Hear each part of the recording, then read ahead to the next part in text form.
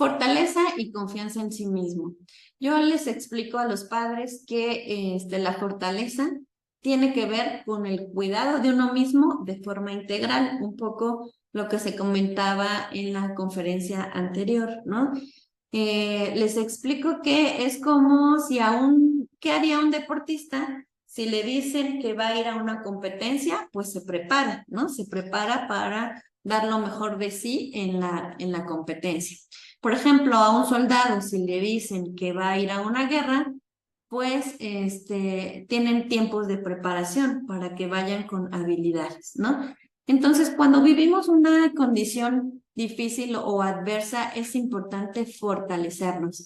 De hecho, Gabriela Arias Uriburu, en la conferencia en la que asistí con ella, ella decía que cuando supo que su esposo o el papá de sus hijos se los había llevado a su país, que bueno, entró en una pues depresión profunda, pero finalmente decidió salir de esa depresión para poder hacer algo para recuperar a sus hijos. Y ella decía que esto lo hizo no por voluntad, porque no tenía como el ánimo de hacerlo, sino porque pensó que si ella se fortalecía en todos los sentidos, podía tener mayor control de la situación. Entonces, aquí es cuidarnos, o sea, el cuidado integral pues debe de ser siempre, pero pues más aún cuando cuando sabes que tienes una condición adversa, es cuidarte físicamente, emocionalmente, saber o poder diferenciar con qué personas te conviene relacionarte, como también poner un filtro ante lo que te dicen los demás y solo quedarte con lo que te conviene y te ayuda a crecer y no con aquello que te desmorona un poco más o que te limita, ¿no? Entonces, la fortaleza es como prepararte para el proceso que vas a vivir, más aún cuando tienes una condición adversa o difícil por delante, ¿no? Como a los papás que les dan el diagnóstico de que su hijo tiene una condición de discapacidad, que a lo mejor no tienen todavía la claridad respecto a lo que van a vivir o lo grave que pudiera ser, pero saben que pues van a tener retos, ¿no? Y que requerirán pues darlo todo para el desarrollo de su hijo. Entonces, la parte de confianza en sí mismo, bueno, la confianza en sí mismo tiene que ver con sentirte capaz y responsable al vivir una condición adversa. ¿Y qué es la responsabilidad? Pues es la habilidad de dar una respuesta a aquello que vives, ¿no?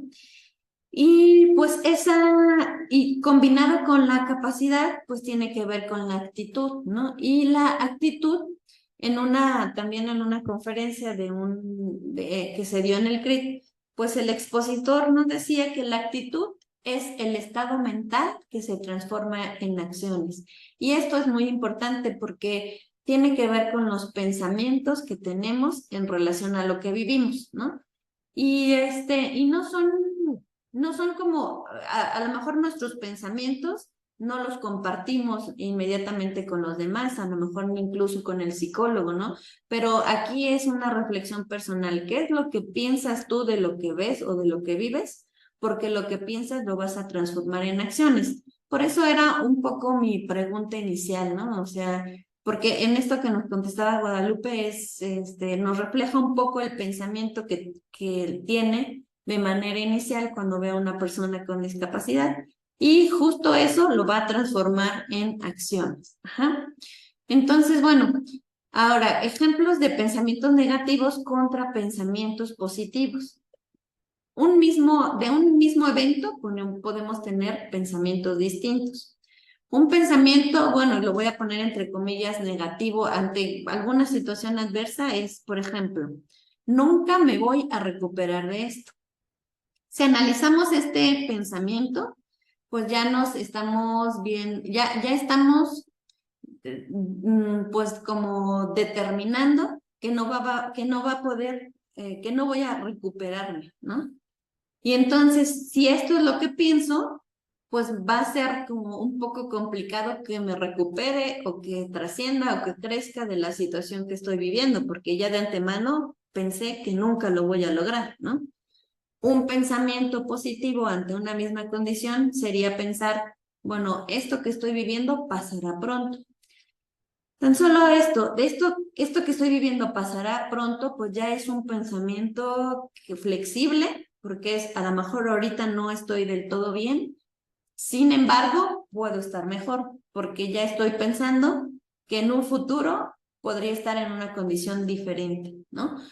Un pensamiento también limitante es a lo mejor pensar de no soporto más lo que estoy viviendo, ¿no?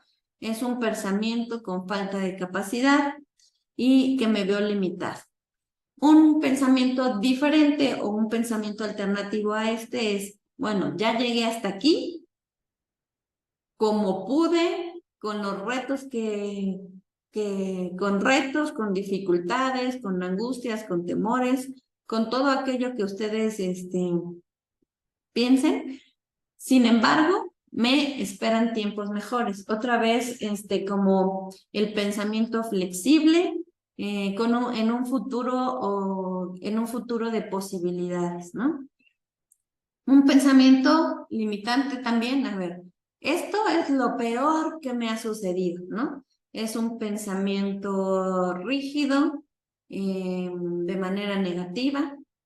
Y si yo pienso que es lo que peor que me ha sucedido, pues bueno, tan solo pensarlo o imaginarlo me agota. Porque si es lo peor, pues debe de ser realmente difícil la solución. Y un pensamiento alternativo a este podría ser, algunos días son más difíciles que otros. Otra vez un pensamiento flexible. Si pienso que solo algunos días ya no lo estoy totalizando, sino lo estoy parcializando. Este día fue difícil, pero seguramente el día de mañana podrá ser diferente, a lo mejor más fácil, pero será diferente. Y ya estoy pensando en una posibilidad, ¿no? Otro ejemplo es alguien que no tiene empleo, es decir, o que lo acaban de, o que lo acaban de liquidar, es nunca voy a encontrar otro empleo. Igual, otra vez el nunca, que es un pensamiento rígido, limitante, y que si yo pienso que nunca voy a encontrar un empleo, pues seguramente, como ya lo pensé, a lo mejor voy a realizar cosas como para fracasar en la búsqueda de algún empleo. Pero, por ejemplo, un pensamiento alternativo es, se cerró esta puerta, pero pues se puede abrir otra, ¿no? Igual un pensamiento flexible y un pensamiento de fe y esperanza hacia el futuro. Entonces, bueno, con esto quiero y decirles que lo que pensamos pues influye mucho en nuestras acciones. Y es importante pues tener conciencia de lo que pensamos para tener pensamientos que nos impulsen, no nos motiven. Porque, bueno, miren, aquí está otra vez Jorge Font. Imagínense los pensamientos que él tuvo que desarrollar para, en la condición de discapacidad en la que estaba, volver a retomar, o de la que está, volver a retomar el deporte que lo llevó a esa condición. Porque después de su accidente, bueno, y después de recuperarse, volvió a esquiar. Entonces lo pueden buscar en Facebook o para pues tener algunas de sus frases. Pero bueno, miren, ahí él está esquiando nuevamente y en la condición de discapacidad. Y él dice que la resiliencia es la alquimia de dolor en esperanza. O sea, para él la resiliencia es transformar o tratar de cambiar el dolor por el dolor en el presente por tener esa esperanza en el futuro, ¿no? Y bueno, aquí esta es una pregunta interesante. Si conocen ustedes a personas exitosas, plenas y felices, ellos los han notado con una actitud que sea pesimista o con todo lo contrario, ¿no? Yo creo que aquí es con todo lo contrario. Entonces, bueno, miren, el optimismo es como esos pensamientos favorables hacia el futuro, pues si yo pienso que me puede ir mejor en el futuro, pues pues ese es como un motor que me impulsa, ¿no? A salir de la condición en la que estás en el momento presente si esta es adversa. Si pienso que me va a ir mejor en el futuro, pues más fácilmente se pueden gestionar las emociones. Me enfoco en el propósito de la experiencia, no como en la experiencia en sí, sino a ver, de esta experiencia que estoy viviendo, pues, ¿cuál es el propósito y qué es lo que tengo que aprender? O cómo a través de esa experiencia puedo contribuir con los demás, ¿no? La esperanza es el futuro y la fe en las posibilidades. Si mi pensamiento es negativo, o sea, por ejemplo, en los anteriores de nunca voy a poder salir de esto, es lo peor que me ha pasado, solo me pasa a mí. Entonces, bueno, si creo o si pienso esto, pues esto va a debilitar mi voluntad, mis emociones van a estar descontroladas y pues me estaré enfocando en la causa de la vivencia, ¿no? ¿Por qué a mí? ¿Por qué yo? ¿No? Si hay muchas personas en el mundo, ¿por qué me cayó el camión de la basura encima? ¿No? Y pues el buscar el por qué es enfocarte en la causa y pues hay situaciones en las cuales nunca vas a tener ese tipo de respuesta, ¿no? Y te vas a ver como limitada. Y pues también me quedaría en pensamientos catastróficos hacia el futuro, desarrollando ansiedad y pues la incertidumbre, porque si no tengo esperanza en el futuro, pues seguramente viviré como en la incertidumbre, en el temor y en el miedo hacia el futuro. Y como les decía, estos pensamientos pues tienen que ver con la actitud, ese estado mental que voy a transformar en acciones. Entonces, también lo que le trabajo mucho con las familias, con los padres que tienen un hijo con discapacidad, es esta oración de la serenidad, porque es ante una condición de discapacidad y como mencionaba Valeria Schwal, pues hay pues situaciones como la discapacidad, la enfermedad, la muerte, que no se pueden cambiar, ¿no?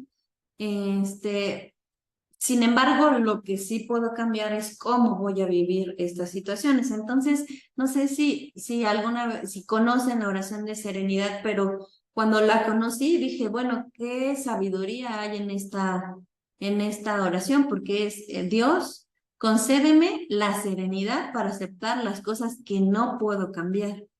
Como si esto no lo puedo vivir, si esto no lo puedo cambiar, entonces como esa oportunidad de vivirlas en mayor paz y estabilidad posible, ¿no?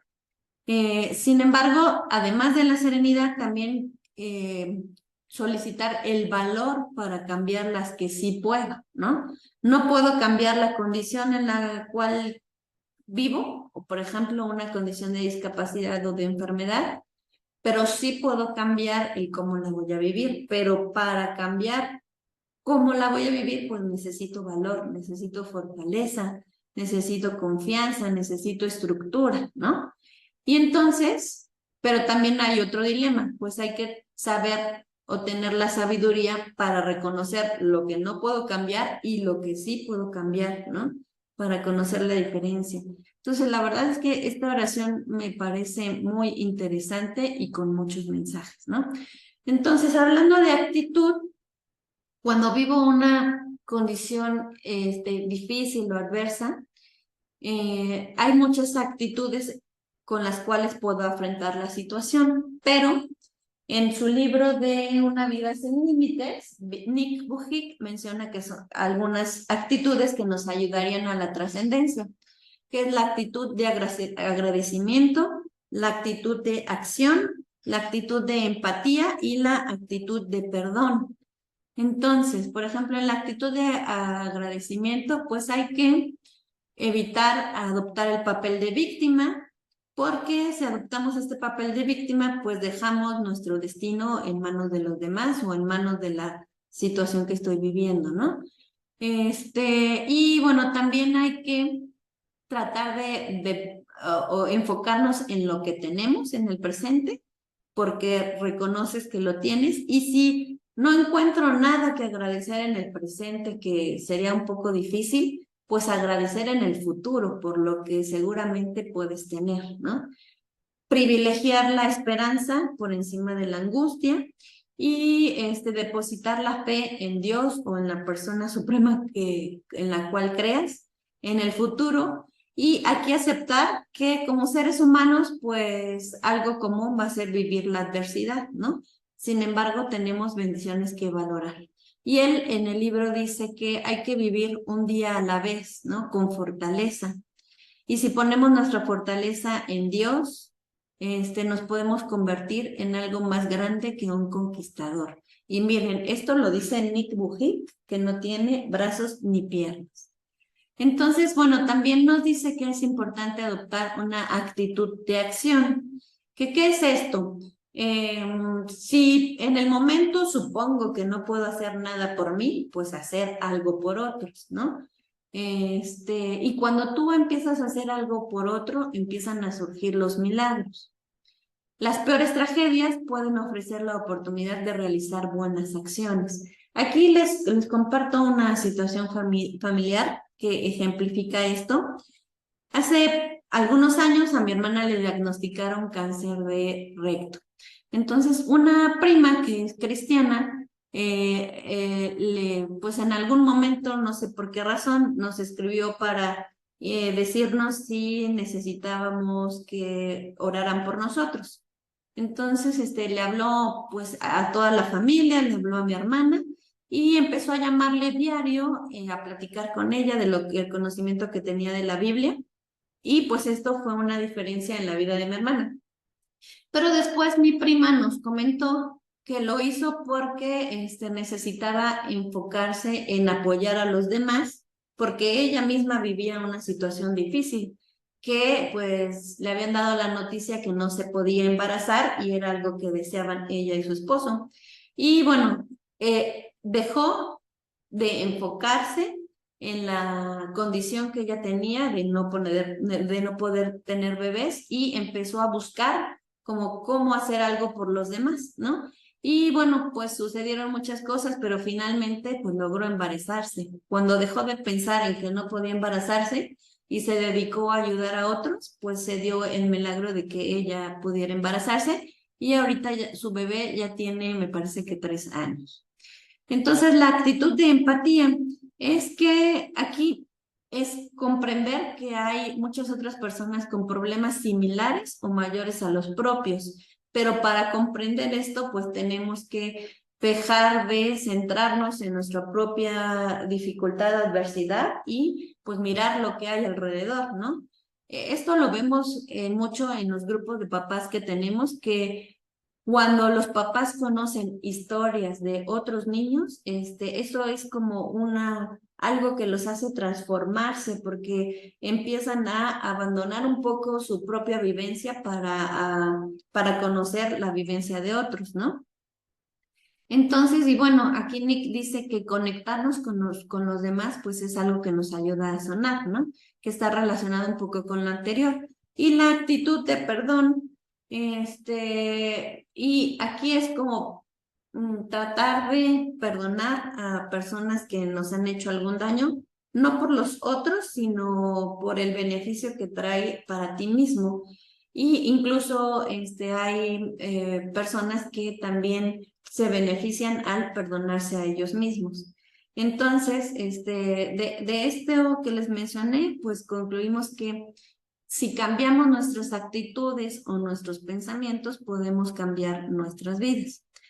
Ahora, el segundo punto que les mencionaba de estas áreas de resiliencia es la estructura. La estructura yo lo explico a los papás que es como esa base que sostiene a un edificio, ¿no? Que cuando el edificio está construido, no se ve, pero finalmente está presente y es lo que lo sostiene, ¿no? De manera física, pero emocionalmente, ¿qué es lo que sostiene al ser humano? Y pues vemos que emocionalmente lo que sostiene al ser humano son las normas sociales, las cuales nos indican cómo comportarnos, qué comportamientos son correctos y cuáles no, los hábitos, también las rutinas, la organización. Se ha demostrado que una persona que es organizada puede dar una respuesta más rápida a una situación difícil. Un ejemplo muy sencillo es, no sé, si a ti te piden un documento que tienes que entregar inmediatamente y tu escritorio está desorganizado, está lleno de 1000 documentos, para encontrar el documento que quieres, pues yo creo que te vas a tardar un poco. Pero si eres una persona organizada, que a lo mejor los tiene clasificados de cierta manera y lo puedes ubicar más rápidamente. Pues eso es parte como de la estructura, el organizarnos para dar respuestas más rápidas y eficaces ante una situación complicada. Y bueno, dentro de lo posible, pues tratar de tener el control son cosas que nos sostienen.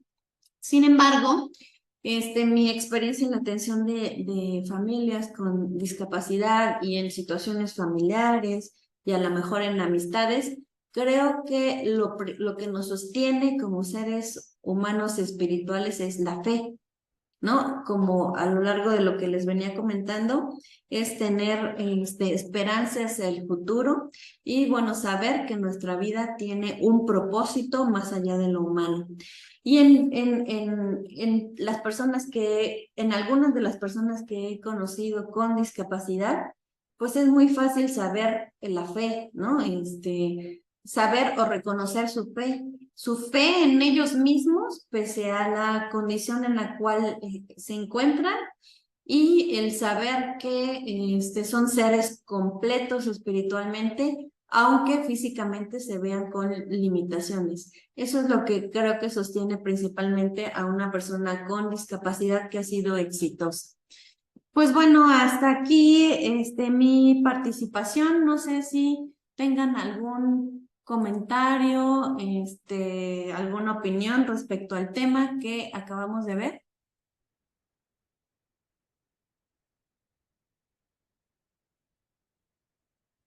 Maestra, ¿Algo? nos comenta Andrea Carolina Rosales, muchísimas felicidades, qué maravillosa conferencia. Gracias a ustedes por darme la oportunidad de compartir, porque como se dieron cuenta, pues no es algo teórico, sino es algo reflexivo a partir de lo que he vivido y a través de pues algunos libros que pues he leído. Miren, aquí está Valeria Schwalb. Pueden así, bueno, está al revés. Valeria Schwalb, así la pueden encontrar. Hay una entrevista de ella en YouTube.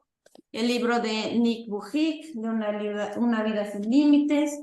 El libro de Jorge Font, que es Ensanchar la vida.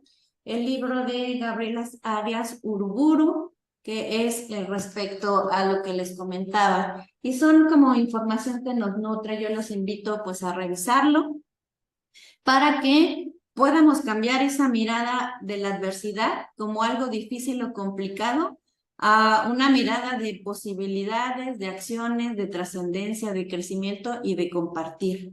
Muchísimas gracias por permitirme estar con ustedes el día de hoy.